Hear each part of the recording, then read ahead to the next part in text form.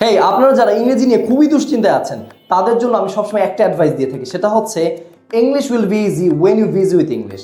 আপনি যখন ইংলিশ নিয়ে ব্যস্ত থাকবেন ইংরেজি একেবারে ইজি হয়ে যাবে আপনার জন্য। চলুন আজকে আমরা একটা স্ট্রাকচার শিখি। এই একটা স্ট্রাকচার দিয়ে আপনি হাজার হাজার সেন্টেন্স মেক করতে পারেন। ইংরেজি একেবারে ইজি, পানির মতন ইজি।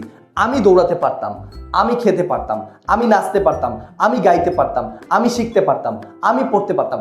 এই ধরনের সেন্টেন্সগুলো কিভাবে আপনি ইংলিশে কনভার্ট করবেন? পারতাম, পারতামের ইংরেজি হচ্ছে কুড। এই যে আমি, আমির ইংরেজি কি? আই। আমির জায়গায় আমি হতে পারি, তুমি হতে পারো, সে হতে পারে। এই যে প্রোনাউনগুলো দিয়ে দিছি, I you he she we they it name, এটা পুরোটা মেমোরাইজ করে ফেলবেন। I you he she we they it name.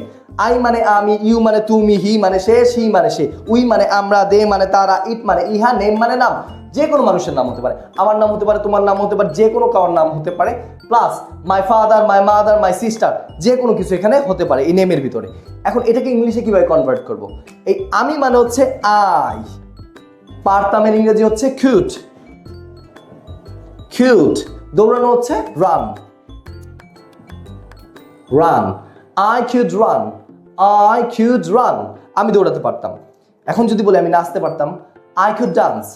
আমি খেতে পারতাম, আই কুড ইট। আমি পড়তে পারতাম, আই কুড রিড। এখন যদি বলি তুমি পড়তে পারতে, সেম জিনিসটাই, তুমি মানে ইউ, এই ইউটা এখানে বসাই দেন।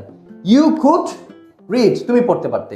তুমি দৌড়াতে পারতে, ইউ কুড রান। তুমি নাচতে পারতে, ইউ কুড ডান্স। এখন যদি বলি আমরা খেলতে পারতাম, আমরা মানে কি? We could play. এখন যদি বলি তারা খেলতে পারতো, তাহলে কি হবে? দে মানে তারা, দে কুড প্লে। ইংলিশ শেখা একেবারে ইজি, কিন্তু আপনাকে ইংরেজি শেখার জন্য একটু ব্যস্ত থাকতে হবে, তাহলে ইংরেজি আপনার জন্য ইজি হয়ে যাবে।